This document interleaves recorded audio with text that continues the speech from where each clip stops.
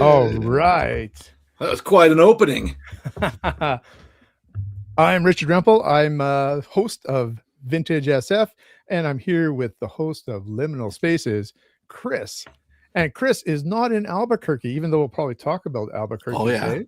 Yeah, he's visiting his brother right now. So he's got a great new background there. Yes, this is my sister-in-law's library behind me. Oh, it's awesome. Yeah. And there's someone just over your shoulder there. Yeah, that's swooping out of the tree. It's a dragon. Dragon skeleton.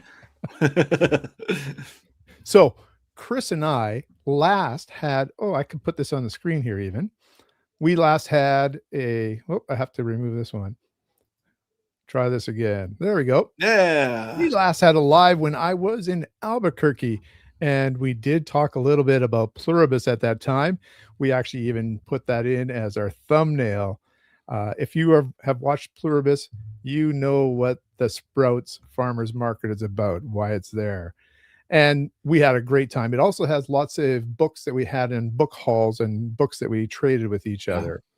Yeah. So this is sort of a follow-up now that we've had the season finale of Pluribus. What's your general thoughts on the show? I really enjoyed it. I at first, I'll be honest, I was afraid I wasn't going to like it because it felt like it was going to be a zombie movie. And I'm talking just when I heard of the premise before I even watched it at all. And this is the furthest thing from a zombie movie that you can get. It's really, I think some very unique choices have been made here that make this just so exciting to watch, because you never know where it's going to go. And there's a humor to it that I think I didn't expect. It seems like a very serious show, but at least 2 or 3 times for every episode, I find myself laughing because there's just some crazy concept that they're throwing at you because of this idea that they've come up with for this show. And you know what? One of the things I think we're going to do to start with, for those who are watching or those who'll be watching later, is we'll talk very much about the first episode and the concept that is created for the show. And I think once we go a little bit deeper than that, we'll just say spoilers. We're going to talk now about the rest of the season. Yeah. So if you haven't seen the season and just want to hear a little bit about the premise and the first show, you can join us and watch that part of it. This is a show by Vince Gilligan, who's previously known for Breaking Bad and Better Call Saul. Some people may not know that he also was a writer on the X-Files, and this kind of calls back to that. I thought, and my brother, and I don't know if he's correct on this, said something about he was a writer for Lost. That I'm not aware of. I better check that just so that I know I'm not spreading misinformation here. But I did not know he was a writer for the Twilight Zone. No, for X-Files. Oh, for X-Files. Yeah. And one of the things that's amazing is Chris lives in Albuquerque, or just outside of Albuquerque in Rio Rancho. A lot of the show was shot in that region for Pluribus. And of course, Breaking Bad and Better Call Saul, the setting is Albuquerque as well. So it is a major character in Vince Gilligan's last shows. And so it was a lot of fun hanging around with Chris and going and seeing places that I may have seen in Breaking Bad or in Pluribus recently. Yeah, he does not write for Lost. It's X-Files, absolutely. Yeah, it was so fun because really strange. I was like, oh, we got to watch this Pluribus show. I didn't realize it was the same guy that did Breaking Bad. So I started watching the show thinking I'm just going to watch this fun science fiction show. And suddenly I was like, hey, that's Albuquerque. That's the Sandias. That's our airport. And then I was like, this has got to be the same guy. So yeah, I started it just like, I want to watch an interesting science fiction show, and ended up going, oh my God, this is an Albuquerque science fiction show. And they even had a cameo by your mayor. Yeah, Tim Keller was in there. He just got voted on for another term, a third term. And he was hilarious in one of the episodes there. He was starring as himself, but I guess maybe we're getting ahead of ourselves. We are. We better get back to So Pluribus is something that I was looking at a little bit of information about how it came to be. Mhm. Vince Gilligan apparently had thought about this a long time ago because he was looking to do something without, a horrible protagonist in his Yeah, shows and more of a hero type of protagonist.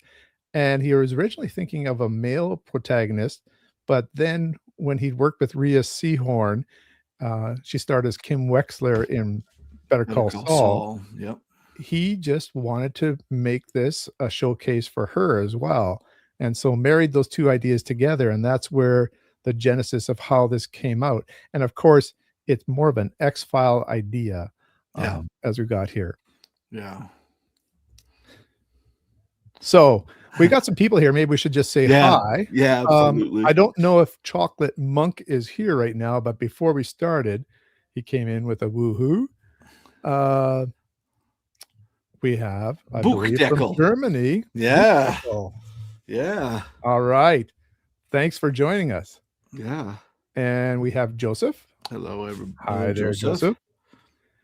And Book Voyager. Yeah. Hello. I don't know if Book Voyager is from Albuquerque, but it looks like maybe so. Yeah, that was Tim Keller. Tim Keller was on the show and started as himself, and it's just a throwaway gag that is for us. I don't think anybody outside of Albuquerque would really get it. It was really a nod to filming in Albuquerque. I thought it was wonderful. And a little later, we might just mention another real big cameo on the show, too. Yeah. So let's get back to the beginning of the show. It's on Apple TV. And so I believe if people are interested, I think that they have one of those 7-day free trials that you can Yep. potentially do and cancel out if you want to. Yeah, you could watch the whole show. Yeah. It's 9 episodes. Yep. And I think they even were offering the first episode free at times. Oh, yeah. So, I mean, the first episode, if you're interested in science fiction or in Vince Gilligan's series, I think you'll be hooked after the first episode. I agree. If you watch that first episode, you will go on. Yeah. I So think let's talk about that first episode. Do you want to sort of walk us through it? Or, I mean, I have a bit of a summary here if you want. Yeah. Yeah, you go ahead. Okay. Yeah. We have a situation where we started at a radio telescope array, and it's just outside of Albuquerque, just to the southwest of Albuquerque.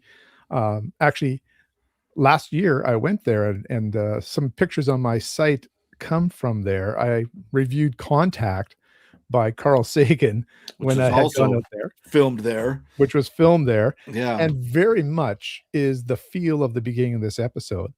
A message is picked up from, I believe it's like 600 light years away from Kepler B. Yeah. Kepler. Yeah. The star. Kepler 22b, something Yeah. like that. Yeah. And this message is, I'm not sure if they use the word quatrain, but it sort of has 4 levels coming in, and they are trying to figure out what it is. And eventually they figure out that they're telecasting to them some RNA. And so they go into an experimental phase where they try to see if they can replicate this RNA. But of course, they're in some sort of a lab that is sealed, and they don't want anything to get out.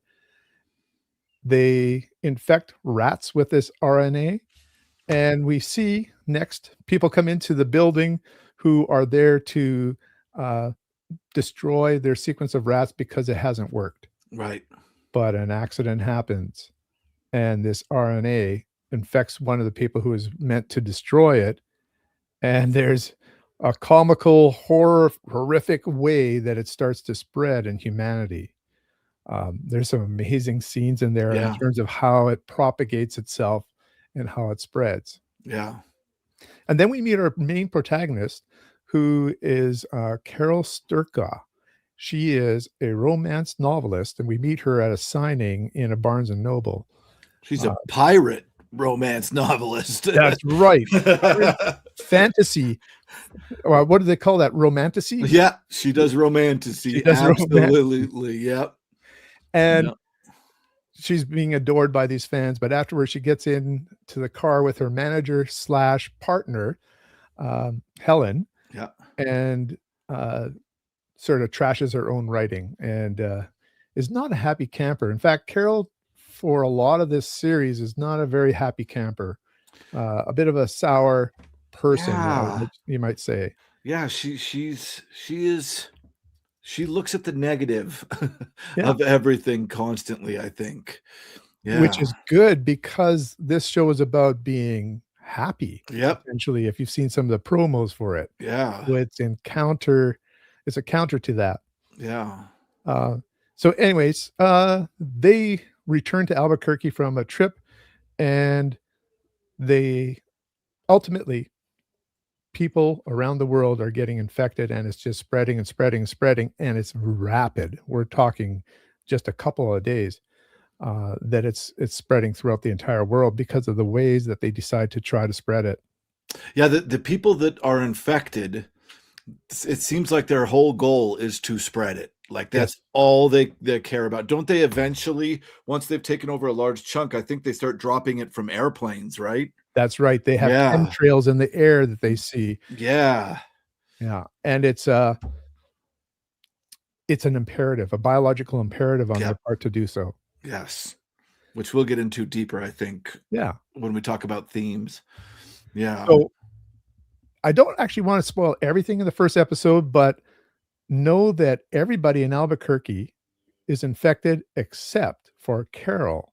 Yeah. So her partner is as well, which becomes horrific because her partner doesn't handle the infection well and actually passes away. Yeah. Um, and then Carol discovers what this infection has done. And we have some very scary sequences as people who've passed out from getting the virus start to wake up, Yeah. and they do things in unison and they say things in unison because it's a hive mind of some sort that they've awoken into. Yeah. And some of those sequences reminded me of uh, old films like The Body Snatcher or Yeah. Night of the Living Dead, where all of a sudden you have this transformation of people. They look like they should be normal, Yeah. but they're not.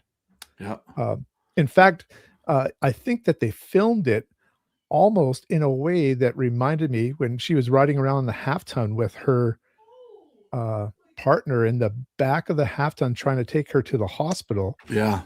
I don't know about you, but I was expecting all of a sudden to see her rise up in the rear view Yes. mirror. Yes. It didn't happen, but I Yeah. expected it to happen because it had that feel of someone turning and all of a sudden being your antagonist. Yeah. Yeah, and I hate to say it, but I think the next step in this conversation is gonna give away the brilliant choice that this writer, the director made, um, about what this virus does. I think Yeah. that man, what a choice. Because like I said, I was really afraid it was a zombie movie, and there's this one moment in the first episode where they all suddenly speak in unison, where I went, okay, this is not a zombie film. Yeah. This is something so much more. So, I mean, it's just a choice that I never expected. So I think that we've given you a taste or a teaser for this. I really don't think we can go further, as you're saying, talking about Mhm. plot or talking about themes without giving away a lot. Yeah, That could be kind of the hook for bringing you in, at least to bring you in to see the first episode as well. We've only discussed maybe 2/3 of the first episode. yeah, There's more that would come there. So, um, we would love for you to join with us, okay, and I think that even if you find out some of the plot points, etcetera, sure. it's a fascinating series, so I think you still wanna watch it. Yeah, I don't think this isn't a series of, except for that first episode. After the first episode, it's just awesome. It's wrestling with the concepts that are introduced in the first Yes. episode. So yeah, it's there's not a lot to spoil. You could listen to a lot of this and still really enjoy watching it. Yeah. Absolutely. So I'm gonna just say hi to we got one more person that's Heck joined us, yeah. CP CP Web. Webster, what's up, buddy? A festive good evening to you too. If Yeah. it's a good evening, I'm imagining he must be in Europe or He, UK. he's from Wales. Is he? Ah, Yes. Yeah. okay. Or at least he lives in Wales. I don't know if he's from Wales, but he lives in Wales. Um, oh, it looks like Book Voyager's already finished it. So Nice. Voyager's with us. Yes. Feel free to comment, or make any observations. Yeah, absolutely. All right. So I think why don't you talk about that moment where you realize Yeah. that what's happening to these people is not a zombie movie. Yeah, so everybody was standing up like you were talking about. They all fell on the ground and looked like they had their death throes. And then they stand up, and they all start moving around this truck that Richard was talking about, because she's put her girlfriend who's passed away into the back of the truck and is trying to drive away and get to the hospital, and all these people are encroaching on the truck, and it's very terrifying. And then all of a sudden, in unison, they all say, "We're trying to help Carol," and they know her name, which is super strange. They're all But strangers yeah, but to her and it's to each like, other. yeah, but it's like the nicest that you realize at that point that they're not coming up to her trying to kill her or bite her or infect her, which is what I was super afraid of. They were trying to help her get her girlfriend to the hospital. And that is when this show just takes a hard right. And it is not about a good guy versus a bad guy, and I think that's what you were saying earlier, Mhm. Richard. This is a show that has many ethical and moral conundrums, because and like I said, and I think this is the first part in your agenda, isn't it, to talk about what are they? What Mhm. have these people become? And that sat with me through the entire series until I feel like the 8th episode really started to outline this. But yeah, what exactly are these people? And this hive mind is sort of the key words for this.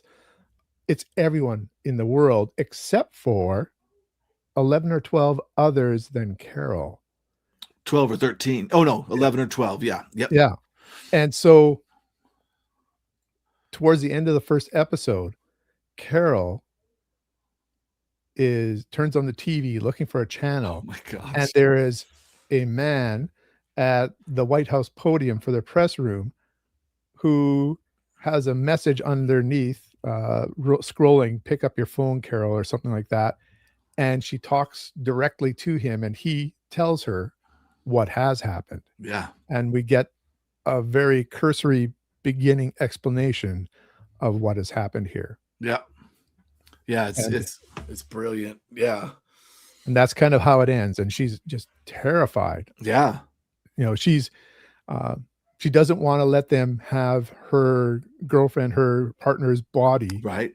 She takes it home with her, and this is what she sees on the TV, Yeah. and that's the At first first, episode. she's excited because she's like, "Oh, good, the White House is making a statement."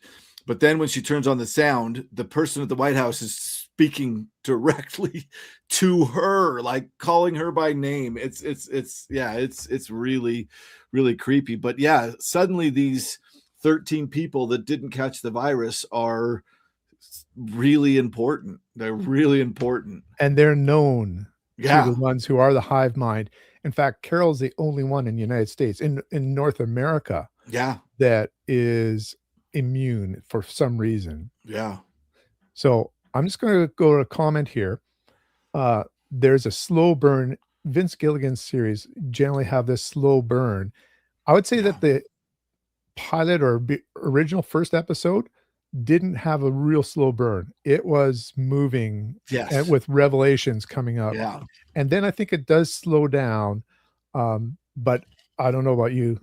He used the word relish there. I think it's he. I'm not sure, Book Voyager. Sorry if he or she. Um, the yeah, you relish it, and you can really feel the character development as it goes through the Oh yeah. series. Oh yeah. Yeah, Yeah. it's incredible. And I agree with that, Book Voyager. 9 episode commentary on humanity itself. Yeah. Yeah. And Uh, Maddie here says some of the middle episodes are painfully slow. There was one that hardly had any dialogue. One of my favorite episodes, and I know Yeah. that a lot of people disagree with me on that, but what a brilliant choice I mean, it's almost a silent film. Yeah. It's almost an hour silent film. It's incredible. But yes, he moves at a glacial pace. He really does, which is strange because and this is true of Breaking Bad as well. The first time through, it's just really enjoyable to watch, but it doesn't have great rewatch sometimes. Sometimes on the rewatch, it can be too slow. But that first time through, yeah, I really enjoyed, because now I've seen that episode without people talking twice. Right. Yeah. I watched the first episode twice. I watched it just before the last episode. I watched it again because I wanted to see if there's some tie-ins, and I think there's a couple. Yeah. Someone is asking here. Joseph's asking if there's a second season. It was approved. Yes, Yeah, they're it's working coming. on a second season already. Yep. Book Voyager is a he. Yeah. People walking to cars. Yeah, that's the episode that that I really liked, Matt. But I also understand where you're coming from. Yeah, I get it. And those scenes, yes, when the hive mind works synchronous, and they The know second episode, man. they know. I mean, remember from The Matrix when Keanu Reeves says, "I know kung fu." Yeah, these people know everything that everyone has ever done, and they have all their skills. Yep. And so we have characters who are flying helicopters who've never flown before. You know, characters doing all sorts of things, maybe surgery, etc. Anybody can do anything that anybody could do. Yeah. And it's interesting because I also want to throw in here that anybody that died but that was infected with the virus, they still got all their memories and brain. So it's important to the concept, to the drama of this show, that Carol's partner was kind of digested into the hive mind. And so basically everybody knows Carol intimately. Yes. They know all the thoughts that her partner had, all the fights they've had, all the memories that her partner has. The entire world knows, and they know. And yeah, so it's like everybody's been in a relationship with Carol. It's really interesting. I like the word digested. Yeah. Digested. And you know what? That goes with anybody in the world that was alive at the time of this that knew Carol. All their experiences with her are there as well. So, you know, the hive mind knows Carol better than Carol probably knows herself. Yeah. And they're friends with her. They love her. I mean, yeah, all the emotions that anybody's ever felt about Carol, they all feel and know. Yeah. And Melissa, welcome, Melissa. I'm not sure if I've met you before. This show is really about chemtrails. Well, definitely. This chemtrails is a big portion in the very first episode of how the virus, the interstellar virus, maybe we would call it, is spread. Who's Kumba? We have maybe we'll start talking about some of the other episodes. Kumba is the character who we have the James Bond episode about. Oh, yes. Yeah. It's interesting to me that they have to show extremes. And Carol's in the middle when you get all these different extremes. Yeah, I think it is important to see how these other 12 people deal with the same situation as Carol. And of course, Carol is very curious. The hive mind will do anything for her, and they cannot tell a lie. They can omit something perhaps or not say something, but they cannot lie, and they want to make Carol happy. And their goal ultimately is they want to figure out why these people who didn't convert, might be a word as well, digest, why that didn't happen, and if they can find a way to bring them into their hive mind as well. Yeah, I don't know if you want me to get too complicated yet, but I think we can go for it. All right, good. Yeah, I think, to me, what my viewing this first time really hinged upon was trying to decide what exactly this hive mind was. It's interesting because there's two ways to look at it. If you look at it one way, there was a signal with RNA in it that we infected ourselves with, not meaning to, but we did, and it boosted our evolution to the extent that we became able to interact with each other. I think she calls it, what does she call it? Magnetic field or something. Mhm. We were able to interact with each other in a way that created ultimate empathy. Like everybody feels like everybody on the planet's walked a mile in everybody else's shoes, right? So in a weird way, this is a gift, because the minute everybody becomes so empathetic and knows each other so well, then people aren't killing each other. There's no more crime, right? But on the other side, you have this possible negative, of course, negative interpretation, which is it's a virus. Like we have infected ourselves with a virus that has destroyed our humanity, right? And the show teeters constantly back and forth about what this is, because there's times when I was pissed off at Carol because she was being such a dick to the, I cussed again on your stream. I'm sorry, That's Richard. fine. She was being so your mom's gonna be mad at me. She was being mean to what Sosha. what seems like a nice hive mind of people, right? I mean, it's really crazy. Like this hive mind, and they go extreme. They go a little extreme, right? They're so empathetic, they won't pick an apple off a tree. They won't kill an animal to feed themselves, right? They are empathy to the nth degree. They will die, but before hurting something. But sorry, they also have this drive. What did you call it? An imperative. I think Mhm. you said, Richard, that they must save everybody by Yep. bringing everybody into the hive mind. Incorporate everyone. Yeah, and their whole goal is to do that. So much so that literally all they think about is trying to send another signal into space to try to do this to another planet. But Carol, and it's funny because as my mom was watching this, she kept saying, "Why do they care about these 13 people? Like, why do they give a crap? There's 13 people that didn't do it. Just let them be." But they bend over backwards to do everything for these people while they're trying to figure out how to bring them in. And I think that's the virus talking. Mm. Like that is the need, their whole biological need. And in that way, it starts to feel like a parasite, right? Mhm. Where all the parasite wants to do is keep the host alive long enough to make sure that the parasite continues on. Yeah, it is complex. And when they start to admit that their goal is to make a massive transmitter to send the virus on through space, it starts to get really dark. Yeah. Is this something that's been infecting our, galaxy for, thousands, millions of years perhaps? Yeah. Um, yeah. Yeah.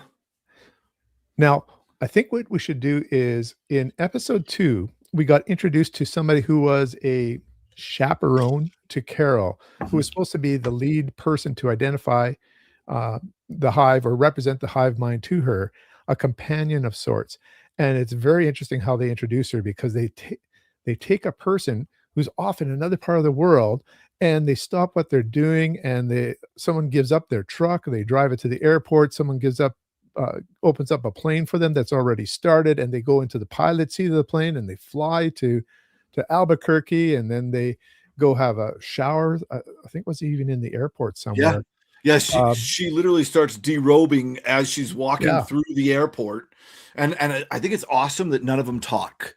yes. There's It's no reason.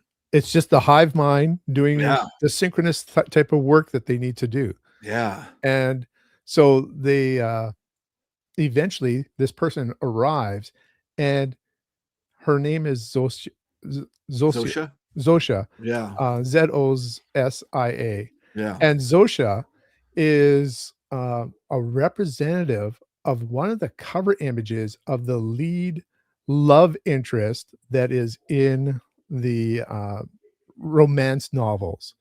That she represents what might be to Carol, and they know, remember from Helen, they know what Carol's type might be. Represents her perfect woman that she might want to be with. Right. And And it's so, go it's ahead. important, of course, that the cover is a male. Yes. She writes everything from in fact, her partner slash manager was like, "Are you going to eventually make this character into a woman, so that you can write how you really feel?" Which becomes important later. But yeah, they like picked somebody they thought she could fall in love with to be this representative of them to Carol. Yeah. So once we have that established, the hive mind really communicates through her, but they connect with her on an emotional level too. Yeah. And it becomes almost a conflict of ideas, but of emotions Yeah. as well. And we just want you to be happy, Carol. Yeah. And so Carol decides, okay, let's see what we can have happen here. If I can just request things and they'll bring them to me, or perhaps what I want to do is try to connect with the other 12 people in the world. Yeah. And so they do have a situation where she does that and meets some of them. Not many of them speak English, but we have one gentleman, Kumba, who is basically using all the hive-minded people to do whatever he wants. And it goes Yeah, to Kuba's like quite a gluttonous. fantasy level of what he wants to Yeah. do. Yeah, he's just like, all right, I'm gonna party all the time. Like Yeah. he there's always like 12 women around that he's sleeping with, and they put on plays for him where he's like this badass spy gambling in Vegas, and He you comes to know, this meeting that they have in Air Force One. yeah, yes. Yeah. Yeah, And we he's have an just episode later where he's in Vegas. He's decided to settle in Vegas for a while, and he's just pretending that he's almost a James Bond type yeah, character at the gambling table.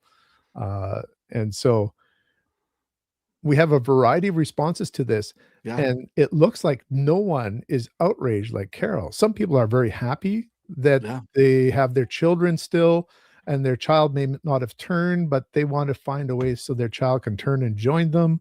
yeah, Um, there doesn't seem to be any reason for them to change. They feel happy with what's going on, except there's one person that we discover, I think it's in episode 4, has locked himself.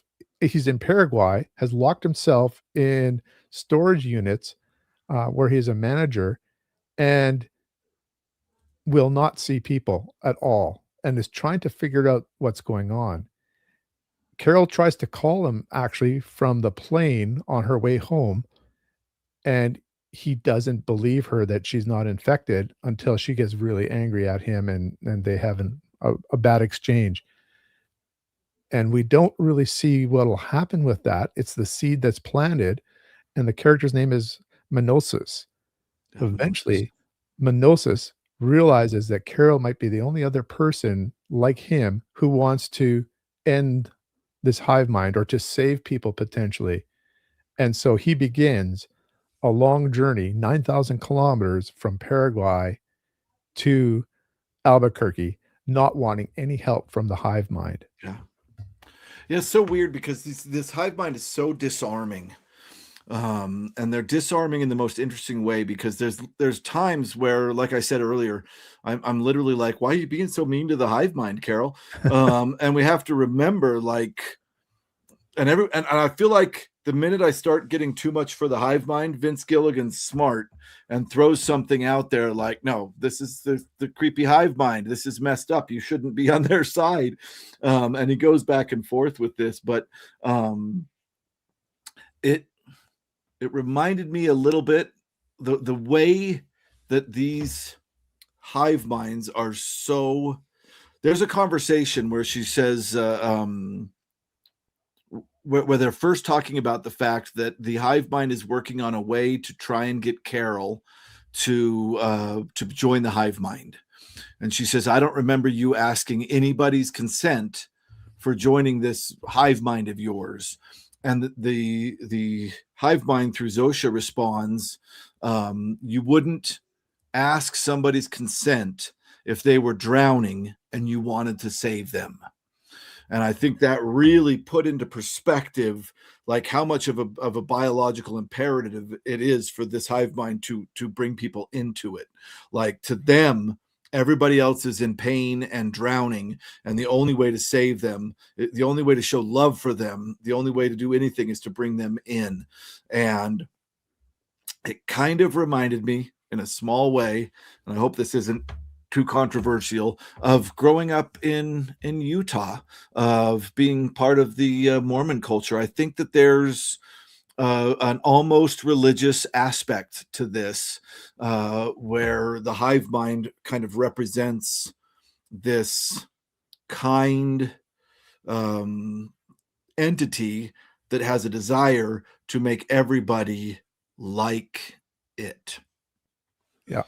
And there's a really interesting comparison where Carol has memories of having having conversion therapy from being a lesbian Yeah. when she was a young person, and uh, it is there are people who are coming at you saying they love you, and perhaps from their point of view are doing what they think is best for you, but just denying who you are as a person. Yeah. And it's a very interesting metaphor that's Yeah. included here. Yeah. It's individuality versus community. Yeah. I mean, really, truly, individuality versus community. Do you become part of the community or do you keep your individuality? And it's strange because at parts I was like, Carol, just become part of the community. Come on. Yeah.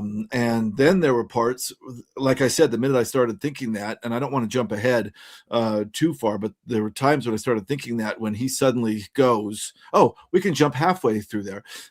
She finds out something very, very troubling about the hive mind, and that is that they are, I guess this is kind of a twist part in the show too, that they are using humans that die for protein. So they're all drinking this milk that is made out of human protein. And it's revealed that these guys are so empathetic and kind that they're just going to die because they won't kill anything. They won't pick any fruit or grain or anything like that. They're just going to starve to death. Their morals won't allow them to live. I mean, And there's this hilarious sequence where it's explained to Carol, like she finds out in a horrific way what's going on. You and your mom had thought about Soylent Green, if Yep. people are familiar with it, and it's very much that, our Yeah. protein's coming from people. Yeah. It was just a horrific reveal. And then the hive mind explains it in a very sort of calm and logical way to Carol through real life character John Cena, who is just so likable in the way he talks about HDP, human derived protein, or something like that. Uh, it is really hilarious and horrific at the same time. It was well done. Yeah, and so that's that cameo I was talking about, a famous cameo that's in this show. Yeah. Yep. John Cena. Yeah. Yeah. It is One of so good. one of the things I wanna, go to is you were talking about how there's almost an exception to them, how they care for and love people, and that if they were drowning, they would do something about it. You didn't have to ask for help, they would automatically help. That's kind of the loophole that they use to help Manusis when he gets hurt, and Yeah. also to talk about how potentially they can get Carol to join them, even though she hasn't given them permission to Yep. take stem cells directly from her body. And I say directly, and if people have watched it, they know there's an indirect way that they do that, which Yeah. becomes one of the unbelievable reveals of the series in episode 9. Yep. The actress, Rhea Seehorn, who plays Carol Sturka, has this moment on her face where a realization happens. I think that's one of the most um, devastating, poignant parts of the series is that reveal just in her eyes almost Yeah. that she knows what they've done, Yep. that they've betrayed her by trying to save her. And I went along with it, but before we jump there, I think it Yeah. is. Well, let me just really quickly say hi to Andrea. Hi, Andrea. Yeah, let's get to some comments here, Yeah, yeah, yeah, right? yeah, yeah, Okay, so we'd gone off track because we're trying to explain where some of the characters come from, and yeah, Kumba is a very funny character. yeah, He is a character that would be easy to not like, but he's played in such a jovial, yeah, almost caring fashion, even though he's very selfish for himself. yeah, He is, I would say, one of the friendliest of the actual surviving humans there yeah, is. Let's see what we got here. Empathy in the face of anger. yeah, That's interesting. We just talked about HDP yeah. with John Cena. Yes, anger disrupted this Oh yeah, magnetic field of some sorts. It's a very important clue to the series, I believe. yeah, Yeah. And they would go and serve into seizures until it would pass. And if they weren't aware that was happening, they could be doing things like flying a plane, and that would be fatal for the person who was flying the plane or with them. yeah. And that's part Yeah, of the series, right? yeah, Actually, there's a key moment in yeah. the last Night. episode about her being a drunk, and I think, maybe we'll keep that part about how they get her stem cells. Maybe we should keep that a little bit secret. The ones who know, have watched, have seen it, but it plays into that. Invading with a smile. Yeah. Yep. Exactly. How horrific really is that, right? That's terrifying. It is. It's it's way more terrifying than zombies in my mind. Yeah. Yeah. Yes. Yes. Yes. Yeah.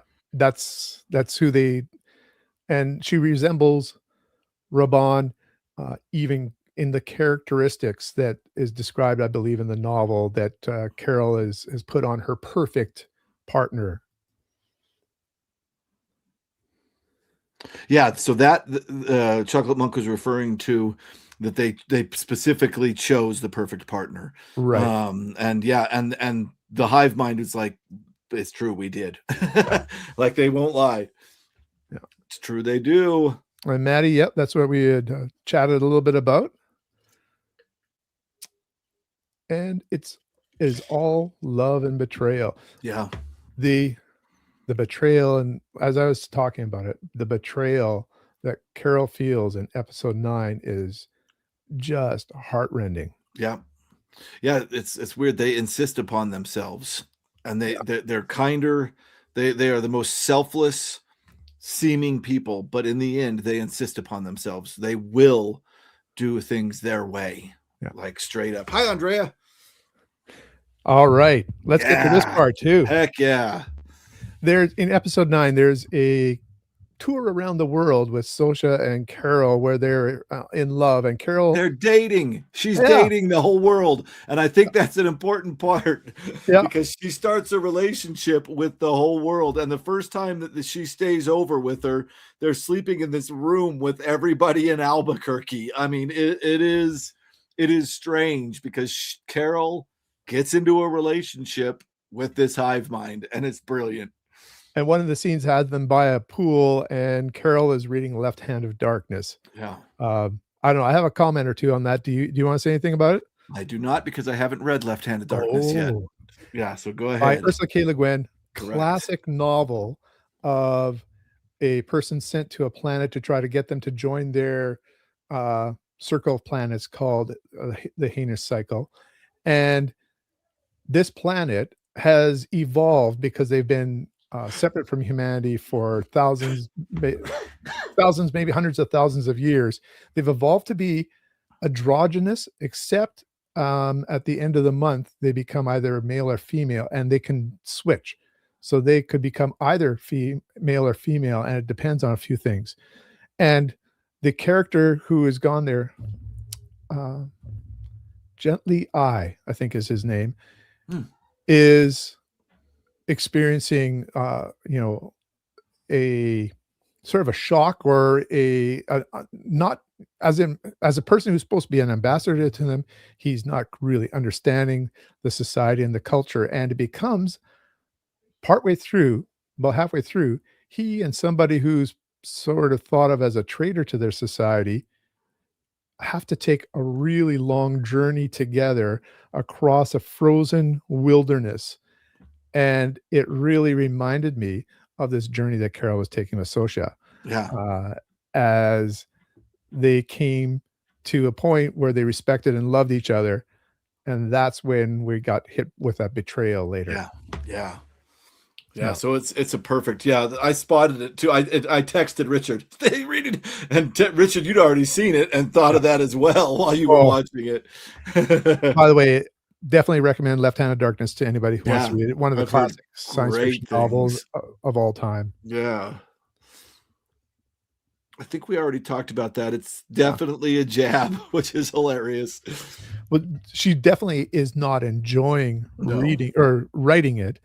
I think uh, she enjoys the money, but you know enjoys the what? fame. I have to slightly disagree with that. Okay. Only that the hive mind tries to get her back into Yeah, writing, and I think that it actually, once she's able to change the character to the person that was actually in her mind, the female version of her main character, she seems to really love writing, and she seems to true. even love writing what she is writing. And I know there was talk of a novel that she was doing that was a serious novel that her and her Yes. partner talked about, but her partner didn't. At one point, doesn't the hive mind say, "You want to know what she really thought of your novel?" Yeah, Yeah. I really wonder if that's gonna come back into play somehow, that novel itself in the series, the serious novel. But yes, it was once again things that your partner may not necessarily say out loud to you or is supporting you, yeah, but there's other thoughts inside themselves that they're being kind and polite not to say. exactly. The hive mind knows those. Yep. And if a person asks the hive mind specifically for something, the hive mind, even if it's very reticent, has a hard time not answering. Yeah. They can only answer by not saying anything at all, Yeah. which is an answer in itself. Yep. Yep. Let's see what else we got here. We got Goat Man. Oh, you jumped. Oh, did I? I missed Yeah. somebody here? Okay, Yeah. there we go. Up one more. One more? Yep. Oh, okay. Merry Christmas, Goatman. Merry Christmas. I mistook Goatman for Goat Frenzy in a live show a couple days back. I apologize for that, Goatman. There's a degree to which we subordinate our individuality in order to have a peaceful society. Yes. I would agree. Yeah. That's the social contract. Pluribus shows the extreme case of this. Yes. Individuality versus society or community. I agree. And I think that the individuality can have its extreme too, and Yes. it's something In that fact, Manustos basically kinda shows us. absolutely. Yeah. Yes, there you go. Yeah. You know what, from being a kid, I would agree that we're in a science fiction type of world. I would Yeah. never have imagined that I could have a computer that's basically the communicator and the tricorder from Star Trek in my pocket. Yeah. Seriously. Seriously. Oh, that's a good question. You wanna go for that or should I? I'll go for it, and then Yeah. you can. I have a hard time with him. Mm, I think that his moral code is so inflexible that at times, to me, it drove me nuts. And I think that when he and Carol finally meet, Carol sees what she was like at the beginning, and I think that's what pushes her more into the arms of the hive mind, because Manusos is just so unyielding. yeah, rigid. Yeah, and Yeah. it's funny. My sister-in-law pointed this out, and she's a script writer. and she said it's interesting because Manusos, I hope I'm saying his name right, is the most individual of the bunch. He is refusing, but what Manusos is fighting for is going back to community as he understands it. He needs the community more than anybody, but he needs the community on his terms, right? He is fighting to have that original community, which is fine. It's weird.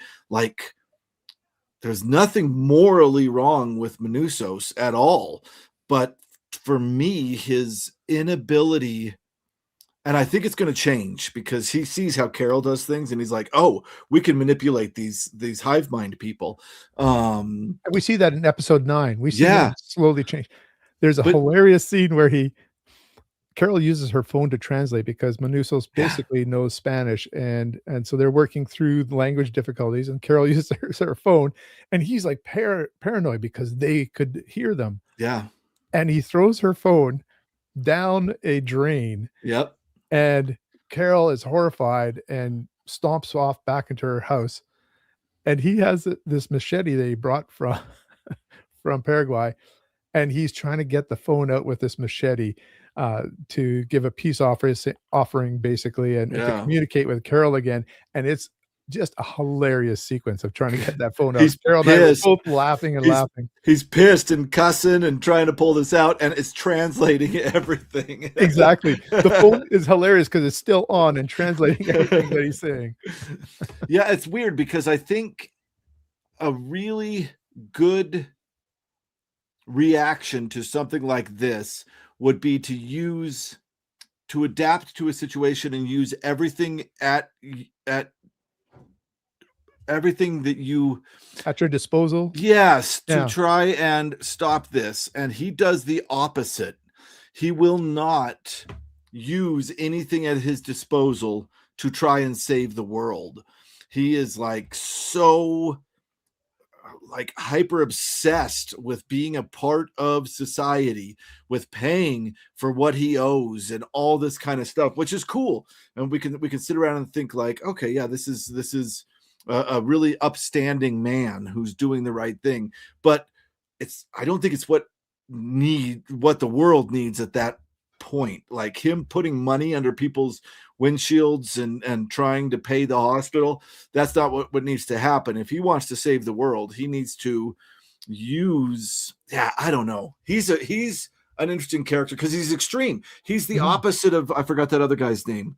Uh, Kumba. yeah, he's the opposite of Kumba. They are the extremes shown to us, and Carol is floating around in the middle in a place of more, I think, regular reality.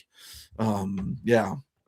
And it's the last episode is titled in Spanish, meaning the girl or the world.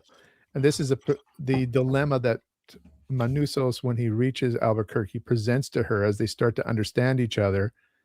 He sees Carol um, In love. becoming traitorous because she's uh, defending the hive mind and Yeah. defending specifically Zosha, which she sees as more of an individual, even though she Yeah. knows she's the hive mind.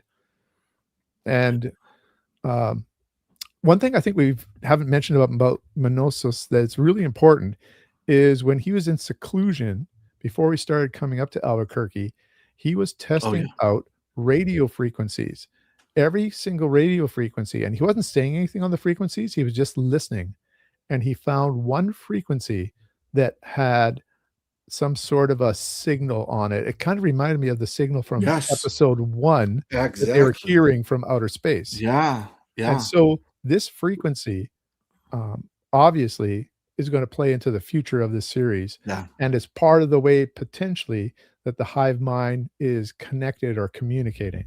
Yeah. At least perhaps. I mean, I it's think theory so. at this point. Yeah. Yeah. Yeah, He's definitely trying some stuff in episode 9. yeah. So the hive mind is house. I haven't seen that series. That's that doctor, right? Yeah, I haven't seen that either, Okay. unfortunately. I guess he's a Un, character who can't un, stand hypocrisy. unable to stand hypocrisy. The hive mind. You know what? The hive mind knows pretty much everything. So I think it's more that they're trying to draw people into their happiness, to their unity. Yeah. I don't think that they care too much about hypocrisy I don't because think they they do see either, through it. because they'll do anything. There's literally a scene where all the hive mind sleep in one building in whatever area Mhm. they're in. And it's smart because they don't have to heat, all these different houses and everything. It's super brilliant. But Carol's standing there and she's like, this isn't going to turn into like, sorry, Richard's mom, into some kind of like weird orgy, is it? And Carol looks at her or Zosha looks at her and says, only if you want it to. And it's kind of played off as a joke, but it's weird. Like they'll do anything, anything. They give her a grenade at one point, a live grenade, because whatever these 12 or 13 people ask for, they'll give it to them. And they'll even make a show of caring about individuality, what I feel in a hypocritical way. And we see it in episode 9 big time, when one of these 13 choose to allow them to incorporate them into this one person into the hive mind. And they're in this, like, I think it's no, I don't know where they are. They're in this village. I think it was Peru. Yeah, Peruvian village, and they're all singing, and they've turned it into this cultural moment where it's like this ritual of her coming home and all this stuff. And then the minute that she goes through the process and becomes part of the hive mind, they all stand up, fold up the blankets and other items of traditional value, and just leave the town. Yeah. Right? They don't care anymore. And that kind of feels hypocritical. I think they're not afraid to be hypocritical if it means they can save somebody. And as the opener to the 9th episode, it shows you that, yes, they have figured out how to turn the people who didn't turn immediately when they were infected. Yeah. And so it brings another level of horror in knowing that this is a real threat to Carol. Yeah. It's not like made up that they haven't figured it out. They have figured it out already. Yeah. Yeah, it's funny because I was so involved in Carol dating the entire world. I was really having fun. I was rooting for Carol because Carol was changing as a person. Yeah, Carol becoming a was happy person. Yes. Carol was realizing her deficit of the way she faced the world prior to that. Yes, she was gaining positivity. And then I was like, yes, go Carol. And this is a, human evolution and da da da da da. And then she says, oh, by the way, we're going to be able to change you in a couple of months. And I put myself in Carol's shoes at that point and went, nope, I'd lose it. Mhm. I'd lose it. Yeah. It is easy to talk about individual versus community, but when you're suddenly in a situation where the director forces you to be like, would you accept becoming part of this hive mind? And the hive mind becomes the bad guys again. Yeah. There's Jimmy. Let's go to some of the comments here. I think we're down here. Counted at least 8 authors of SF that were involved in top levels of government, CIA. Oh, yeah. There's some very interesting ones. James Tiptree Jr. Yeah. The survivors all seem like traumatized. Gosh, they do. They do. I would agree. Yeah. Yeah. British science fiction shows. Intelligent interaction substitution for big budget. Yes. Smarts substituting spectacles. Yeah. But I do think this show does have a budget. Oh, yeah. Yeah. He says so at the. Yeah. It's supported. Yeah. But it is in that philosophical mind stretching mode. I remember an old series called The Prisoner. That in some ways it reminds me a little bit of this person who's all of a sudden captivated in or captured in this world. I used to have an island beginning of that memorized. I don't anymore. Prisoner something. I can't remember. Yeah. Merry Christmas, Captain Finity. Yep. The show ends, and I mean, this is the ending of episode 9. Carol has come back to Minosos and says, you win. I'm with you. We've got to change these people. We got to save the world, basically. She chooses the world over the girl. And she comes back in a helicopter flown by Zosha, because Zosha has to do what she says, carrying this big, huge crate, metal crate, that she puts onto her driveway and then allows Carol to get out. And so Manusos is going, "What's in the crate?" And your answer there, nobody listens, to Eric says, "An atomic bomb" is her answer. And it harkens back to when Yeah. she got a grenade.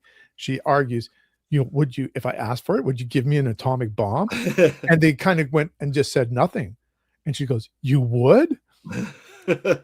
Now, my wife, when she was watching that, was guessing that there was something else in that crate. I don't know. What did you think was in that crate before she revealed it? I think it's what I thought it was her eggs.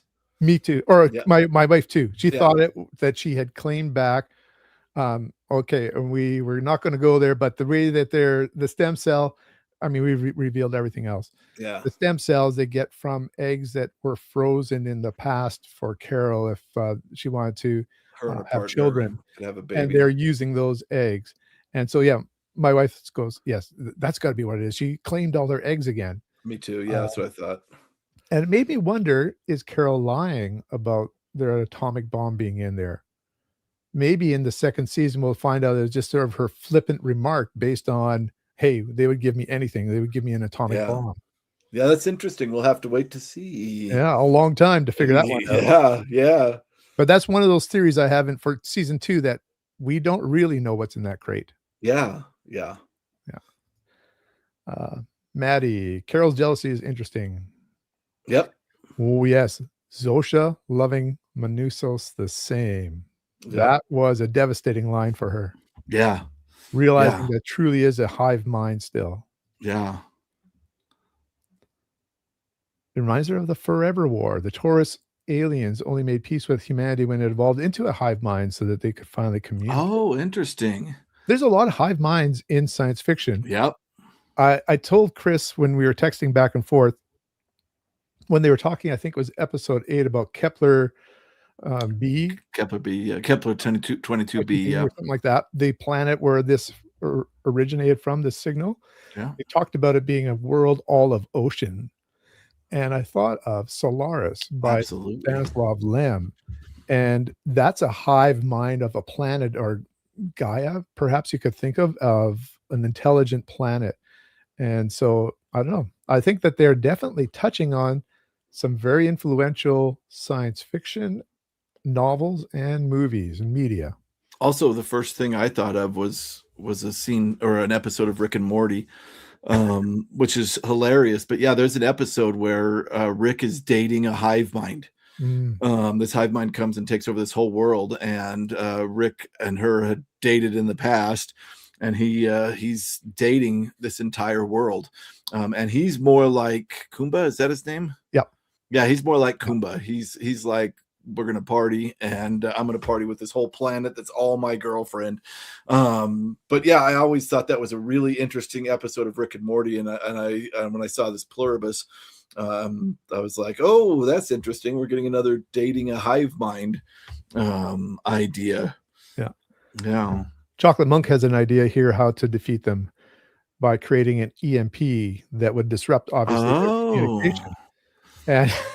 And the other one, they are in Breaking Bad, it looks like. They are in Albuquerque, so that might be a possibility. Yeah, it is interesting to say there was one point where Carol was making Zosha say I instead of we.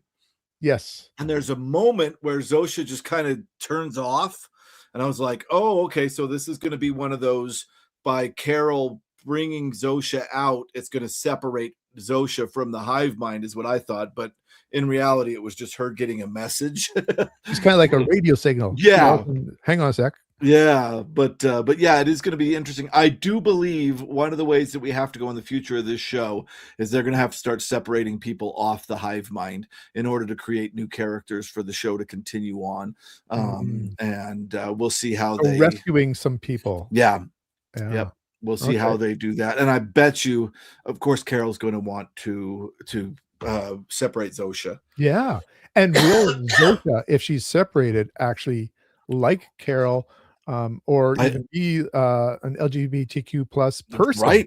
right. Yeah. And you know, all these looking at all the pronouns as well kind of reminded me of that. Yeah. Yep. The alien, yes, they are. Sorry. Hi, Jimmy. Merry Christmas. Yeah, happy Christmas. That's he's on mute. That's fine. You can come back in the future. Yeah. If the member of hive mind insist on close physical proximity, one epidemic could end humanity. One epidemic would if the They, members. you know what, because they're all connected, I would Oh, think if some sort of a virus hit a corner of them, yeah. they would separate those people. And Those people I, would just walk away and separate yeah, themselves. I think Yeah. that they would be willing to sacrifice them. Yep. In So fact, I think that's another place we're going in the second season. Is I think hive mind people are going to choose to become food in order to keep them alive longer. There's a Yeah. couple people just saying hi and Merry Christmas to each other, which is beautiful. And then we had the mention of the prisoner. Yep. Here's Brittleby. I think this is the first time we've seen Brittleby here. Thank you for joining us. Yeah, Brittleby's awesome. Yeah. Carol was happier with the hive than in her previous relationship. Yes, she was. It's kind of almost her perfect relationship happening. Exactly. Yep. But only because they cater to her every whim. And that sort of says something about a person too, though, if the perfect relationship is catering to your whims.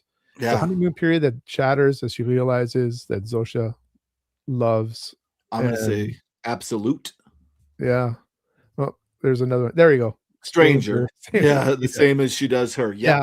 When she says that she loves Manusis the same as she loves her. Wow. Because their only drive is to make people like them. Yeah. Yeah. We have some people just giving some well wishes here. And bye, Andrea. Yeah. Have a good Christmas. Still there. Yeah, we sending love back to you. Thank you, Casper. And from the Netherlands. Yeah. I'm not familiar with Casper. And Casper, right here, I've got the book out. It's not in there. He's talked about me reading Anathem. Sneaky. Look at you putting it back on the shelf. So that's a fake right there. That's a fake. Saying goodbye to Andrea. I thought Carol got the lily painting because she was planning a betrayal, but she did end up falling for the mine. She tried. That painting was Georgia O'Keeffe. Yeah, Georgia O'Keeffe. When I was in Albuquerque, if we went to that museum, was that painting there? So that is not in Albuquerque. Oh, the Georgia O'Keeffe Museum is not, but yes, that is the Georgia O'Keeffe Museum that they were in. Okay. And yes, you can see that painting. And that painting is of a very poisonous flower, is my understanding. So there's a beauty in it, and I think there's a number of levels that I don't completely understand. Well, she also did a lot of very yonic imagery. Mm-hmm. Yeah. So what's yonic? Vaginal. Ah, okay. Yeah. It's the opposite of phallic. Yeah, and so that makes sense with her being a lesbian. Yeah. Single mind, not a hive mind, a single mind. Thank you. Correct. Yep. Hey, it's Jeff. Thanks for saying hi, Jeff. I think there's a lot of people potentially that might be coming and saying hi and then going, I might come back here after I've seen the show. Yeah, Jeff, I think, is on break now. So that's nice. His break has begun. And people are saying hi to Jeff. I think we're almost caught up here. Guys, you have to watch those exposés. Is that expose? I think I'm guessing, the original Prisoner show. Turns out second half was random and incoherent because of viewers. Huh. Patrick McGoon was not happy. I won't say it. And basically walked off the show. Yeah, that's a show that I think is only a handful of episodes, like maybe into the teens. I keep trying to think of that intro monologue, and I can't think of Prisoner. There's a crazy intro to it. What was his number? I can't remember. No, I can't either. Yeah. That's a very old show for those of you who are younger than myself. Yeah. I'm surprised actually Chris remembers it. Yeah, only because of Jason. Okay. Yeah. His brother Jason loves he was an actor and studies film. Is Yep. that right? Yep. Yeah. Yeah, you got the wrong brother for this live stream. No, I got the right guy. We're talking science fiction. Probably gonna say Merry Christmas. Hi, Thank you. Tim. Merry Christmas. Yeah. O'Keefe can be considered a mirror for Michelangelo. That's really interesting. Yeah, I'm not sure what that would mean. Yeah. And just talking about Uncle Jimmy. Chocolate Monk's got it. 12 episodes. I'm sure it's for The Prisoner. Yeah. First 6 matter. See, And now that would have the opposite effect on me, user unfriendly. Then I'd be more interested in what they were doing. it's the weird and the liminal. That's right. It gets strange. So we've talked about a lot of stuff here. I'm going to just go back to one thing. Are there any books or movies that you would recommend for people who like Pluribus? Well, it's strange. You've already said the Body Snatchers, Jack Yep. Finney, right? Yep. Yeah, the Body Snatchers. This seems like it's weird because it seems like it took all these science fiction tropes and made such an interesting by making it's weird because I was watching it with my brother last night, who wanted to be here but is working, and this is sorry, I'm responding to comments, and he said the most interesting thing that could have happened was he totally made the bad guys nice. Like that is what just flips this show to be different from every one of them. I haven't read the Puppet Masters, but I know why you're holding it up. Yeah, go ahead. Puppet Masters is from 1951. I just saw that User Unfriendly had put that up onto our conversation as well. We're all responding to the comments.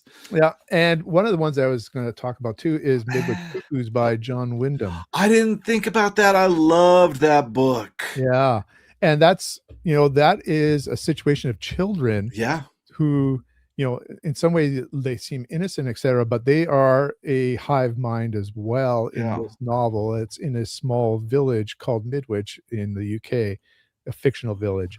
And it was made into a movie, one of those older movies called Village of the Damned, which is, I also would think of here. Thought of the Night of the Living Dead I had mentioned. Yeah. Let's see if there's anything else here. I just have some notes here. Let's see. And we talked about Contact by Carl Sagan at the beginning for the opening, say about 20 minutes of the show. Funny thing is the VLA does in fact use some of its time listening for signals from outer space. Yeah. It really does happen here, just outside of Socorro. I always think it's a funny name. VLA stands for Very Large Array. A large array of radio telescopes, 27 in total. 9 go down each path. There's 3 paths to kind of make a large radio telescope by the way they listen. I toured it. I had just mentioned at the beginning of this show here. I toured it because Chris had recommended it, and it was one of the great experiences my wife and I had in New Mexico. So fun. Tim had said that our bookshelves makes him jealous. This is my sister-in-law's bookshelf, and I just want to really quickly mention a concept that my sister-in-law came up with a theme about this show. Mine was religion. Hers was AI. That this could be seen as kind of analogous to what it would be like if a person was dating AI. And at one point, Carol says this is like playing cards with Google. And this concept that AI is so nice and so ready to help you, but underneath there's this kind of terror of what AI could really do, what AI's real plan would be. So yeah, I thought that. And AI is talking to everybody that's talking to it. Yeah. At the same time. Yep. Yeah. User Unfriendly's dropping some really interesting ideas for books that are similar. I'll go down to there, but he had also said when you talk about Michelangelo, he was talking about David. Yeah. So I guess that one. Yeah, I guess the contrast of masculine and feminine. Oh, okay. Yeah, that makes sense. I like that. The The People People. by Zena Henderson. Yes. Yes, definitely. I can see Yeah, that. yeah. Very good. I love The People. All right. I know we're on a holiday schedule We here. That's are. one of the reasons that we're meeting in the afternoon, but we want to sort of hit this right after the finale had It's aired. true. It's So, true. Paratwa series by Heinz. It's obscure but excellent action series. I do not know that I one. don't know that one either. That's Yeah. interesting. And there's The People by Henderson. Yep. Yeah. Median Mind Mind. for Yeah. Humanity. In some ways, that's that echo chamber that we've all created in social media, right? Yeah. That we Yeah. all are being drawn into like-minded, hive-minded grouping. Yeah. Yeah. It's dangerous. We all are starting to realize how that echo chamber is so dangerous. Yeah. Yeah.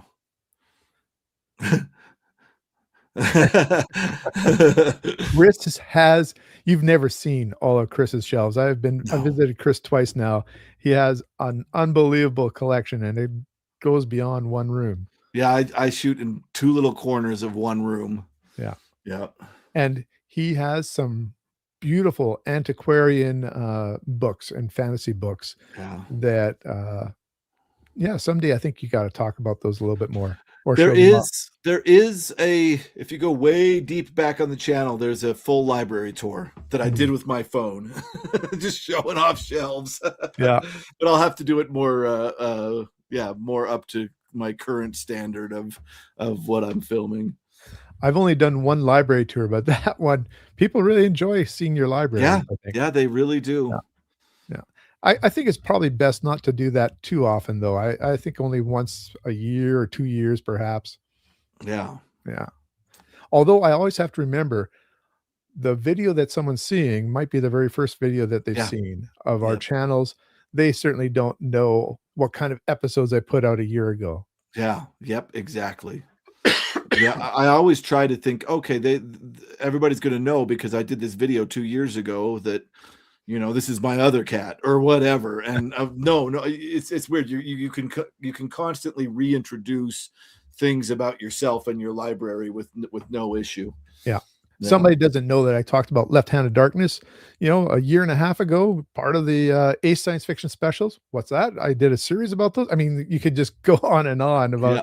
Well, it's things that are interesting. a history of the channel, but people don't see or people don't really go to back catalog very often. I Right. think. Well, yeah, it's weird because 'cause I'll be talking about House of the Borderland, and Mhm. everybody will be like, "You should read The Willows." And, of Mhm. course, I read The Willows, like, three videos back, and yeah, it's Yeah, interesting. yeah. House of Borderland on the Borderlands is an interesting one because I would say 2025 saw about 4 or 5 of us in the group of people that we know who contributed to Weird Yeah, yeah, Frequencies, yeah, yeah, yeah. who love that book. It's sneaky Uh, up there. it's by William Hope Hodgson from 1908. Yeah, Jake and I both, Jake from Pulp Mortem, both of us put it as our number 1 Yeah, this year. Yep, yeah, yeah, and it's because of Jake that I read it, so, yeah. yeah. I don't do year-end ones, but I do ones at my channel anniversary, so expect in April Ah. to find out what are some of my top books of the year. Yeah, I started in October, and I was thinking about going October to October, and then I was just like, "Man, with 2 months, I'll just" Do the the the year-end. yeah, the first ranking I did from October 2023 to December 2024. Yeah. Yeah. No. Alright, let's catch up here again. Uh, So with that thought of everyone talking to it being AI, but it talking to everyone, kind of like the blue guy in Watchmen and his relationship that he's oh, still doing other things in the background. Yes, true. exactly. Very true. You know, We got something here. I have no idea if I'm saying that. Paratois? Paratois, Yeah.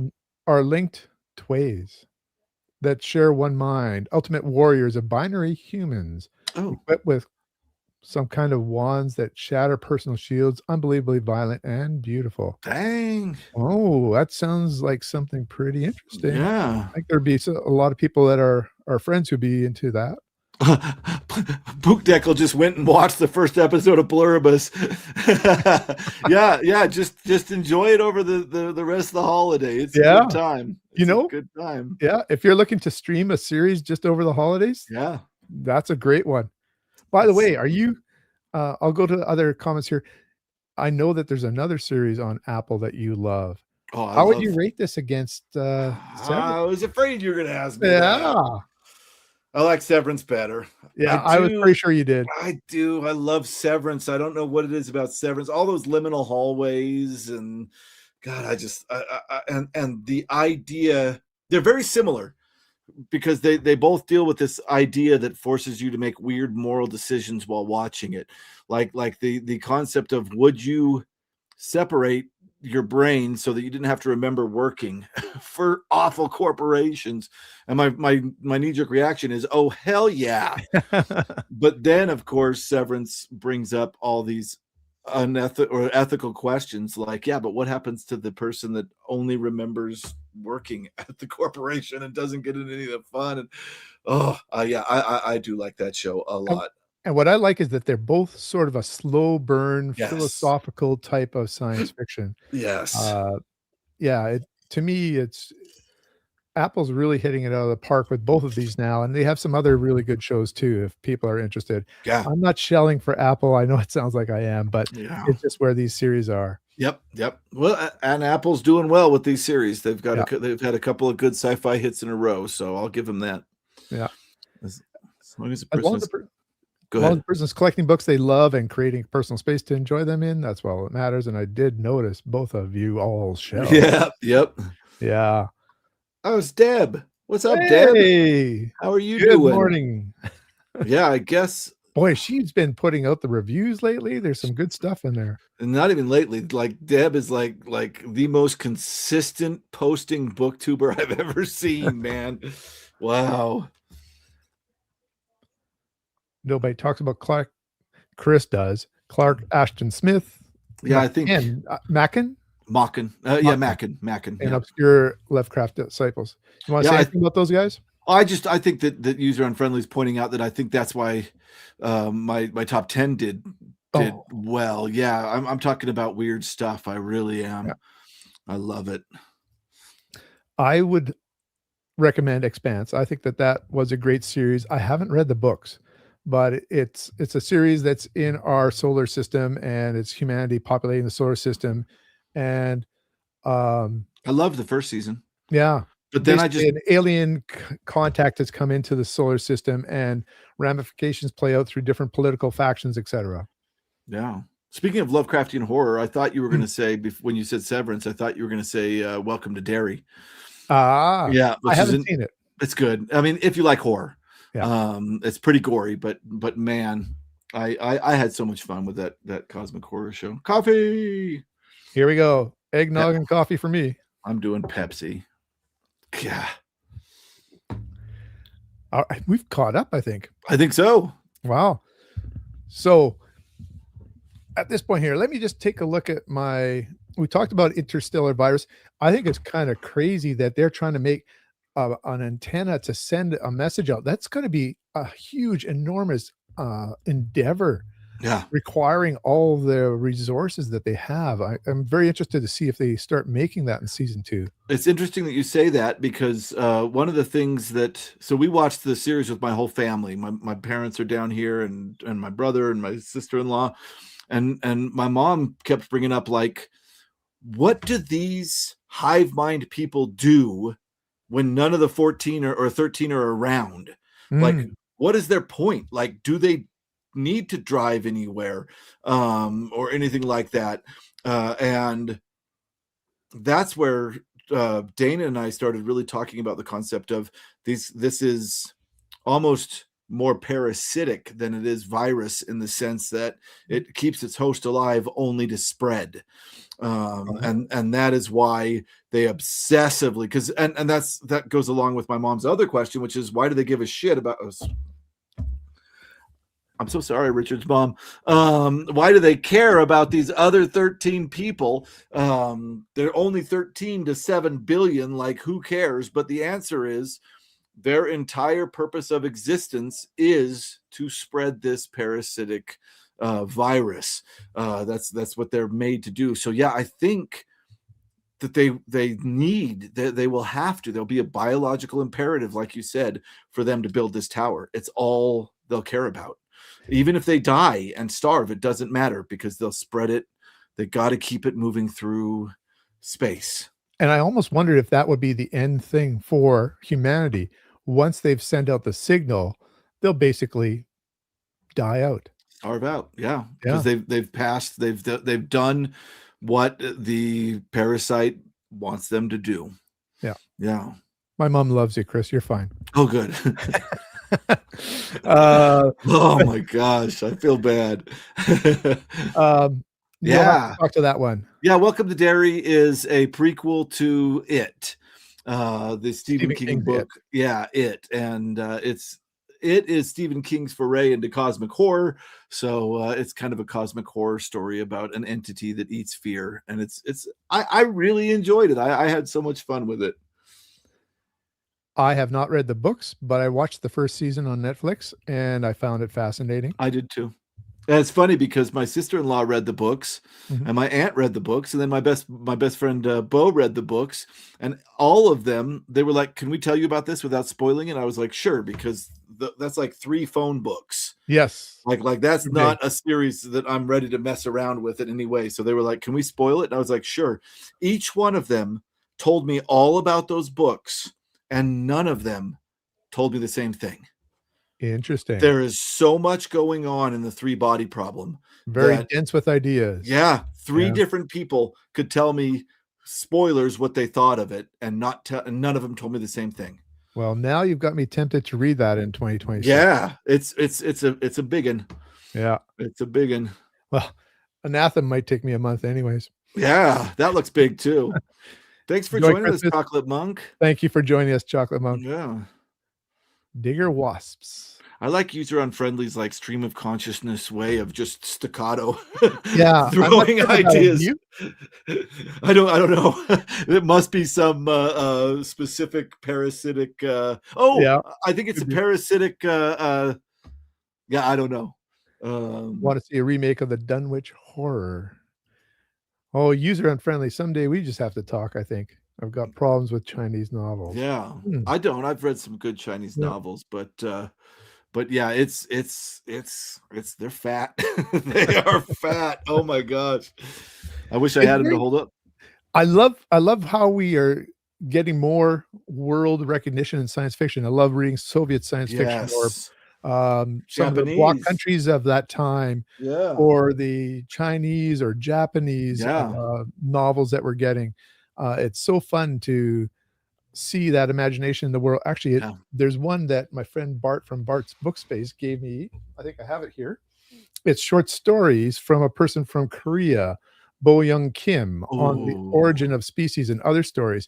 Fascinating stuff. And like I said, just really interesting to see from different. Are you gonna review that on the channel? Yeah, I will get to it sometime. Oh, good. Yeah. I'm interested, man. That sounds cool. Yeah. Yeah. Oh, User Unfriendly is explaining wasps inject eggs into paralyzed spiders. I have heard of this. Oh, yeah, okay. Yeah. Yeah. Yep. I guess wasps trump spiders in terms of dangerous species. Yeah, that's true.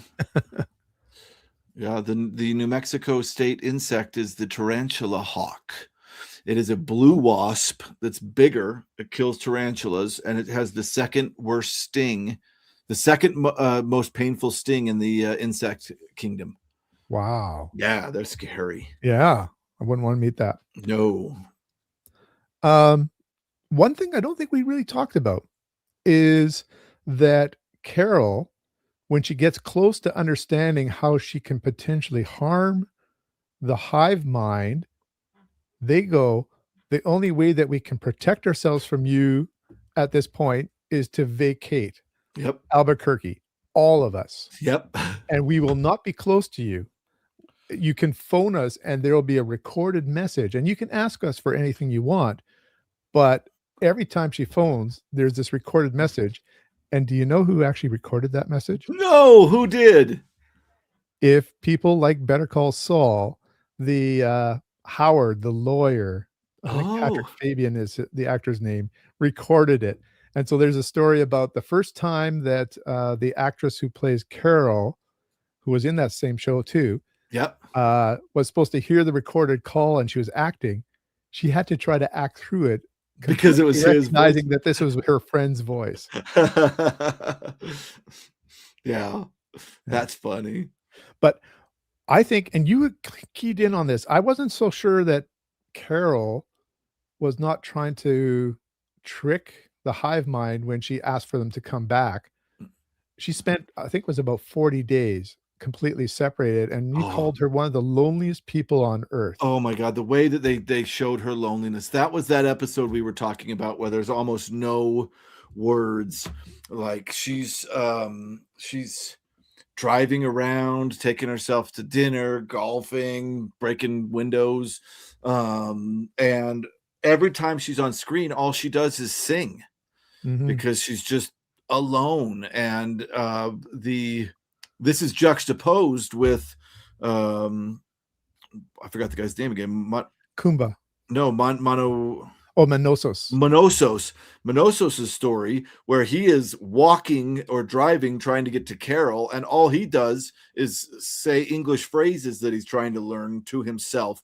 So all the dialogue is either Carol singing or Manusos doing these the gray cat and Yeah. all these English phrases, and it's really brilliantly done. I have never had such a visceral reaction to the way somebody shows loneliness in a TV show. Like when Carol finally calls them back and grabs onto her and starts weeping. That felt real to me. That Yeah. felt so real to me. Just I think it's because it's one of my big fears. It's funny. I like being alone for large chunks of time, but I don't like the idea of being alone forever. And I grew up in a religion that was very much about community and a lot of people together. So the concept of that breaking down is really terrifying to me. So yeah, I really understood Carol at that point. And I think I saw an interview with Rhea Seahorn where she talks about this is not just loneliness of being alone for 40 days. This is loneliness knowing this could be the rest of my life. I am not, none of the other people who have survived this want to talk to me. Yeah. I'm truly the loneliest person on the world in the world that the Yeah. world has ever seen. And it reminded me sometimes of those Last Man on Earth type of Yes. dramas, like I Am Legend I or thought this, of this. Will Smith. I did. Yeah. Will And I Smith Am did a Legend is great about job. joining a, the group as well, right? It's Yeah. resisting joining the group. So there's another science fiction Yes. novel originally by Richard Matheson Yep. that would be very interesting. If you like Pluribus, you probably would like it as well. Agreed. Agreed. Yeah. So I think that was the one that I had.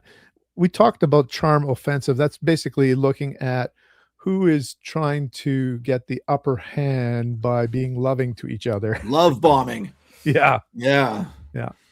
Yeah. So let's see if there's something here. Oh, you missed a bunch, I think. Did I? Yeah. Okay, let's get up here.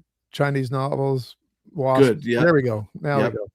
I haven't seen this series, but if it isn't passed on to babies, oh, if it isn't passed on to babies, I guess the hive mind could be like society and focus on next generations. Yeah, but it is passed on to babies. They don't show it, but in the very first episode, in the hospital scene, one woman has the baby basket and they're all sort of trembling. They're in the changing motion. And Carol looks in the basket and she kind of looks away horrified as Yeah. well from that basket. So the baby is changing too. Yeah. Yeah. And I think, I mean, if the mother's infected, the baby will be infected if it's not born yet. Yeah. Hmm. Oh, yeah, that makes sense. Yeah, I think so too. Yeah. Yeah. Chinese novels tend to ramble into incoherence midway. The subscription model for publication incentivizes this. Oh, interesting. Oh, That sounds like it could be a subscription whole model. nother conversation. So they're writing it, you're subscribing and you're seeing pages as they're written or chapters as they're written, I guess. Yeah. Yeah. Okay. Dickensian. Yeah, don't be kissing strangers. That's one of the ways in the very first episode that they pass it on That and is through their licking saliva, donuts. basically. Sharing their RNA with others, or their DNA, I guess, at that point.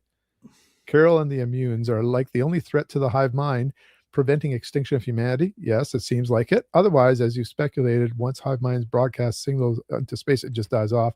It seems like that's it. One of the things is, besides saving humanity, it's saving another planet from receiving this virus.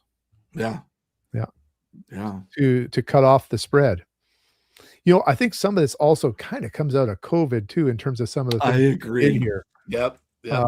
I'm sure it played into the writers' minds as they were, figuring out how they're going to go about it. Yeah. This is like the ultimate COVID response show. Yeah. That's true. Oh, sorry. Yes. Yes. And they definitely make that connection. Yeah. I agree. Yeah. And that's where that show was so horrific in terms of her loneliness. At first, it looks like she's having a good time. Yeah. And she's trying to convince herself that everything is great. Yeah. Firing golf balls off at windows of office buildings and whatever she does. But eventually you can just see it. It just breaks her. Yeah. And that hug that she has with Zosha at the end of that episode, as you said, it was I thought perhaps she was faking it, but I don't think so anymore. I think that was sincerely, I just need contact. Yeah. I don't care that you're the hive mind. You present as a person that I love, and I want this. Yep. And she did still keep trying to fight them. Yeah. But she just couldn't not have them around while she fought them. And this is where Menosis comes in. Yeah. And all of a sudden she sees that brutal part of herself at the beginning of the show embodied in him, because he hasn't connected with the hive mind in any way. Yeah. Really. And so he's got that harsh edge to him, and he's amazed that she is cooperating with the enemy, basically. Yeah. And so that's the last episode is really interesting to see that struggle. It's interesting to see. Turns Carol into, yes. Yeah. Who's going to take control? And they do it with this snapping thing where he keeps snapping at her and asking for stuff. And she's like, dude, there's not going to be snap. There's not going to be any snapping at me. That's not happening. That's another funny part of that show. Yeah. Like they are really struggling. They are similar personalities, and they are struggling to see who's going to be the leader of this saving the world crew. Yeah. You're missed a couple. No, you didn't. We're here. You're right. Yeah. So virus uses the infected person's own DNA to replicate. Yep. I know there's RNA and DNA, and I don't know the science well enough to understand the difference between the two, or how I think it's RNA converts the DNA to it. My kid is very much into virology. She wants to be a virologist. Barely an organism, only biological imperative is replication. Yep, exactly. And I think, yep. Yeah. Yep. Doesn't care about its host past replication. Yep. And I think that's what we're dealing with. That's the way that I had to start seeing them in order to understand what the heck they were doing, because it was very confusing. Like what's the point? What's the point? And I think the point is for them to send a signal into space. So do you think that humans still exist within them, that they could retrieve the human out of the person who has been part of the hive mind? I think they have to, or this will become very boring. Yeah. And Zosha, it was interesting. There was sort of a love moment where Zosha had to try to describe who her as an individual used to be, and mango what she ice liked cream as a child. Yeah. Mango ice cream. Yeah. And she remembers ships in the harbor or something like that. It seemed like a real moment that had been retrieved from an individual person, that all of a sudden you go, that individual person is there, that they can flip through their files and find that all the memories of that person. Right. And it's going to be interesting to say, like, I don't think Zosha spoke English. Originally. Yeah. Yes. Yeah. I don't think she did. I don't think she spoke English. I don't know what her sexuality was. Yeah. Like if they wake up Zosha, I don't know what Carol may not like what she finds out. Yeah. This is going to be sad for Carol, because I think she truly loves this hive mind. Yeah, and I think Zosha might be aghast. Yeah. Um, Yeah. and, and aghast perhaps at what Carol did Yeah. to her when she was part of the hive mind. Yeah. Not Yeah. let alone what Kumba is gonna It's have like, to deal with. Kuma seems to take advantage of things. Carol kinda took advantage of Yeah. Zosha as well. Yep. She moves towards Kumba's way of living, Yeah, and now she's moving back towards Minosis's way of living. yeah. You know. So, and that's the brilliance of all these different people who were left over, who either, were ready to join. I don't think Kumba is. I think he wants to stay the way he is and just enjoy the, Yeah. whatever they can give him, whatever he I wants. I believe if Kumba was presented with the same problem Carol was, he would react the exact same way Carol has. The I minute they think were so. like, "Get rid of your individuality," he'd be like, "Whoa, whoa, whoa, not fun anymore. I'm Yep, out. You guys are bad." yeah, yeah. And it was so interesting to see that one woman decide to join. That was one of those moments where you had to go, "Oh, wait, no, the hive mind is definitely problematic and not good." So as far as we know now, there's only 12 left, not 13. Correct. Yeah. Correct. Yeah. So Yeah. what? I think we should end up with theories for next year and then maybe just a little bit of news from your channel. And I think we'll call it a day. This has been a good conversation. Absolutely. Yeah, it's Yeah. been so much fun.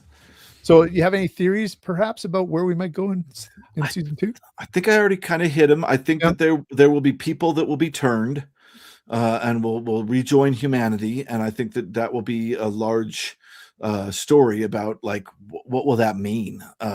Like, will they remember being part of the hive? Like, what does it mean once you're turned? I think that there's going to be a lot of problems between Minusos and Carol. I think they're so much alike, and so big of control freaks that there's gonna be a lot of button heads there.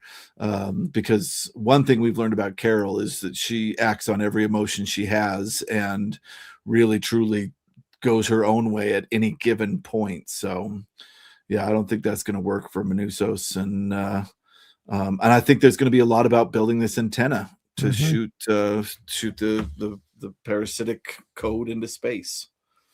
I think we're gonna have some of those cold opens where we see all this synchronous action of people bringing resources and building things like some sort of huge and, large array of Yeah, radio telescope type of things somewhere, on a huge desert, the Gobi Desert or something. yeah, And, I think that, as we said, I'm not convinced there's an atom bomb in that crate, and so I'm very right. curious what's in that crate. Yes. Uh, Yeah. and Zosha, I think, has to come back into the series in some form or way. I It think sure she'll seems be like a solid break at that yeah. point, Yep. but I'm not convinced that she's gone. I'd be sad actually to see her gone. I think that Me too. she's a great face of this hive mind because she's such a caring and loving person. The actress who plays her just does a wonderful job of bringing a humanity to the hive mind. Yeah, really, truly. Yeah. Really, truly. Okay, we got a couple of comments here, I think, that I haven't seen. Bart. Uh, oh, Bart's come in here. Yeah. Okay, virus. Yeah, we talked about this one, barely an organism. Yep. Yep. Yep. Yep. Then we had doesn't care Yep. about, yeah. And then the next one here, immunization extracted from Carol Saves Humanity. Yeah, that's kind Hmm. of the Richard Matheson attempted end. Yeah, Yeah. I'm not convinced. I wonder what the immunization is for if there's only 12 to It's 13 gotta be people. those frequencies. It's gotta be I think Manusos is onto something. Yeah, the frequencies seem to make more sense. I'm not sure if there's any other. I'd be really curious if they actually address this. Why were those people Yeah. immune? Yeah. Because that's not a very large percentage of humanity. Right. Yeah. Happy Christmas there, Bart. Yeah. You'll enjoy it, I think, Bart, and, look forward to talk to you about that sometime. Yeah, it looks like he's watched most of it except for the finale. Yeah. Yeah. Yep, that's right. What's the What's the frequency? frequency? Kenneth, was it that Dan, Rather had somebody approach him in a park or hurt him and, mug him and I said, "What's the frequency, Kenneth?" ah, I think that's the reference. wow, I don't know. Okay. That's really out there. You can tell me if I'm correct. Uh, That's a Collectivization or that's a cast. good Based hierarchy. Is there an overmind? And I don't think there is. Nope. I think it's just spread. Yep. I don't think we'll find out anything else from Kepler B, Yeah. 22b, or whatever the number was. Yeah. I think about the 600 light years of Yeah. traveling. Do radio waves travel at the speed of light? I don't think so. I don't think so I think either. they So we're s- talking about something that is before humanity Yeah. existed Yep. that was sent in our direction. Yeah. Yeah. Yep. Yeah, there's something to do with Faraday cages that Manusos was studying at the very end of the episode there. I could see it blocking frequencies. Yeah. Yeah. What's the frequency? Cannon. And it's an REM song. Okay, there we go. Okay. Oh, is that what the REM song is about? What's the frequency, Kenneth? It'd I be about always that incident. I never knew what he said at the end of what's the frequency. I was like, cannon or what is he saying? That's interesting. Yeah. Oh, I'm wrong. Yes, radio waves travel at light speed in a vacuum. Thank you, Matt. There we go. I'm a I love science it when we have the fiction knowledge in reader. the comments. Yeah, me too, because I wouldn't guess they would have. I guess they'd travel at the speed of sound, but I didn't think about a vacuum. That's So 600 years. So that would take us down to about 1400. Interesting. Around the time maybe Columbus was coming over to America. Yeah. Okay. Interesting. Cool. I like having smart people in the chat. Yeah. So what's coming up on your channel, or what are you looking forward to in 2026? So I've got a couple more videos coming out. One drops tomorrow, Christmas morning. I've done 2 videos where I am going through this anthology, which is an anthology that I was included in. So I did not include it in my ranking. It felt unethical to record it and include it in my ranking. But I did want to talk about all the other amazing stories that were written by my fellow booktubers, including Richard Rempel, that were in this. So yeah, I did one video where I do the first 7, not including my own, so the first 6, and then I did another video which will drop on the 27th where I do the last 6. So yeah, I went through without spoiling the stories, but definitely talked about my reaction to each of these stories. And then I got a video coming out on the 31st that is my final thoughts for the year. And yeah, 2026 is going to be interesting because I read so many amazing classic books in 2025. I got to find more crazy stuff to read. You know, it's going to be interesting trying to top 2025, because 2025 I think is the year that I really broke into a lot of interesting texts that are classics of the genre, if that makes sense. And I think our viewers and other fellow booktubers can help us along the way in terms of their recommendations, which are really appreciated. I love it. That's one of the things I talk about in my final thoughts of the year, is how awesome viewer recommendations are. Just incredible. Yeah. So that's at Liminal Spaces. I think that I've actually put the link right in the title of this video, so you can go there if you need to. Woo. And make sure you subscribe. What are you doing? I'm going to be doing, let's see, I have one more book review coming next Monday, is The Space Machine by Christopher Priest. Oh, nice. And then I have, for January 1st, I have, in this book here, Everybody Has Stories, I have a 9-frame comic strip. Yeah. Comic strip called Bobby and the Spaceman. And I had made 14 of these comic strips, and this is one of the later ones. So in that video, I actually show you my first 6 comic strips, just to give you an idea of where you can find them online. Nice. And what the story is kind of based on. So you get a more in-depth idea of where the comic that's in here comes from. Nice. Yeah. In the new year, Anathem will be coming out. It looks thick. Also, this one here, that sounds good. Yeah. And just keep reading, keep chatting with each other. User Unfriendly does have a good question, and I can answer it. I think I do have an answer there too. But one of the things that I've done, it's my Christmas present to myself, basically. I have registered for the Pulp Fest that's coming up at the end of July in Pittsburgh.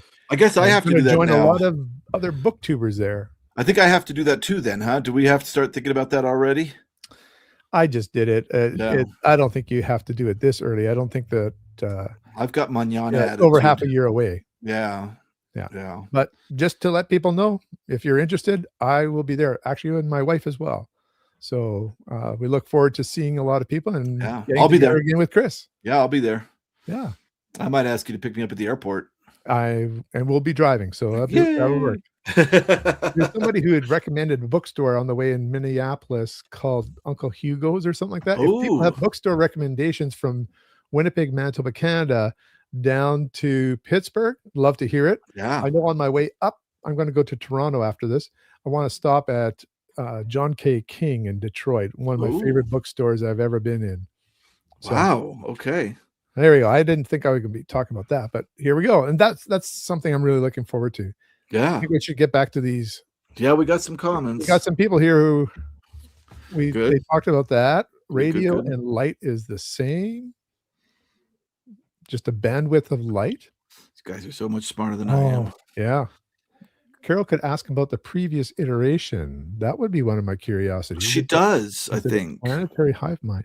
There's a volunteered information from Zosha about what they think Yeah, about they do not remember the previous collective. They do not. Yeah, so that's not included. It's just simply the RNA that allows them to connect on Yeah. the frequency. Yep. Yeah, those are all questions I had as well, Brittleby. Yeah, even a massive centuries-long delay. Yep. I guess there could be another. That could be something that starts the next season. Is there another message that comes that they're expecting at the Oh, very that's large array? interesting. Would there be Oh, a second one? yeah. That maybe is the memories. Or get one from somewhere else that's a warning of the fire. Yeah. Yeah. Ah.